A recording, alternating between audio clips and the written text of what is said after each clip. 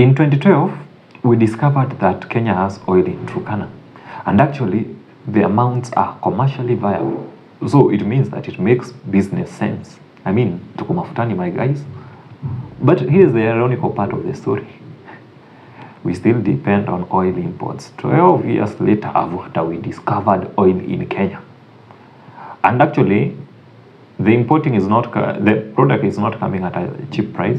It's going for 176 per liter of petrol at the moment. And 80.50 shillings goes to Caesar in terms of taxes and other levies that are put on petrol. So that means that the product is 76.62 shillings, around there. So it means that actually when you buy petrol or when you're buying gas, you're actually paying more tax than the amount of fuel. Maybe like, give us your taxes, we'll pay you back with some few liters of petrol. Mark you, remember that Kenya has so much oil that it makes sense for oil to be transported from Turkana to a port in Mombasa or Lamu.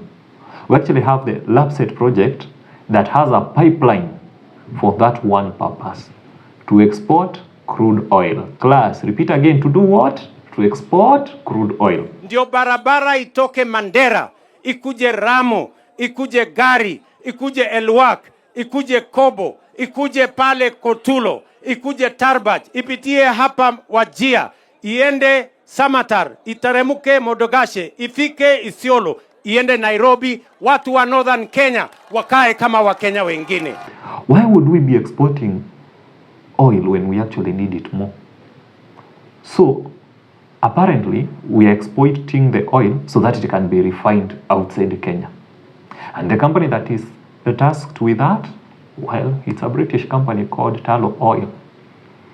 I hate myself actually when I overthink, but a British company, it's giving Imperial British East African Company. Have you guys been just around for the since the 1900s? And you're just around here sniffing on our resources, like wolves ready to devour everything in our economy. Why does it have to be a British company? Hatuna kampuni ya Kenya inaweza fanya hiyo kazi? Can't we consume our own oil? I mean, we are a market ourselves. We need that product. Why has it taken so long? You know, if there was goodwill from the political class, then we would be, if we are importing oil, we would just be importing to complement the demand that we have. And actually, wametenga 15 billion for that project, or that is the money that the company is to offer. Can't we crowdfund sisi wenyewe tutoe hiyo pesa 15 billion, all this money that is locked, Kenyans wamelock?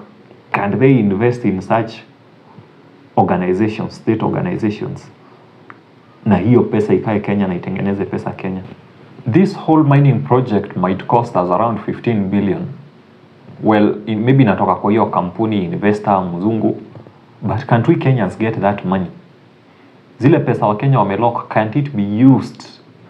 Can some people decide to invest there? Why are Kenyans denied the opportunities to invest on their very own economy? Because these people are greedy and they do not want an environment where they are requested for accountability. So at the end of the day, who umias? Mwananchi. Because the price of petroleum is high, the price of electricity is high, the price of internet is high. How are we going to compete with other countries in the next 50 years? I mean, 6-year-olds in China are learning AI.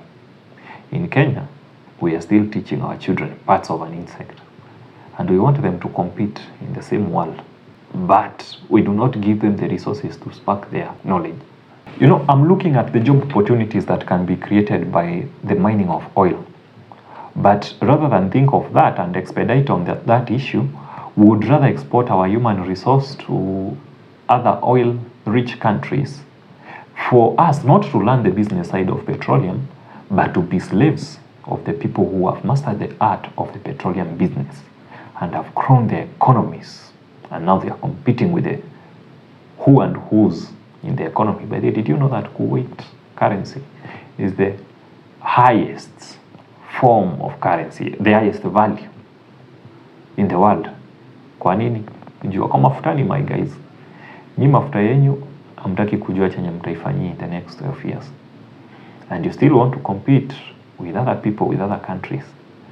You know, if we were deliberate on building a digital economy, I believe energy should be made to be in surplus.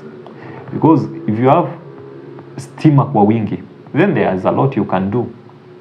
I was seeing a story of a village in Kenya where families households pay 200 shillings per month for electricity, because there's a guy who has put a mini power station and is able to supply with a lot of them with a lot of power.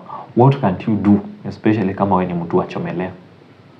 If you are in the digital space, what can't you do? Okay, unajua token na Italy anytime. The second one is internet. Internet should be available and fast. There are whole media stations who are online thanks to internet. Kutoka analog kwenda digital. So many media houses that are fully on the internet. Those are job opportunities that are created. The third one, petroleum, needs to be cheap. Yes, we've not fully moved to clean energy, but we still need petroleum. Why would we be exporting oil when we need it, when we are actually consumers?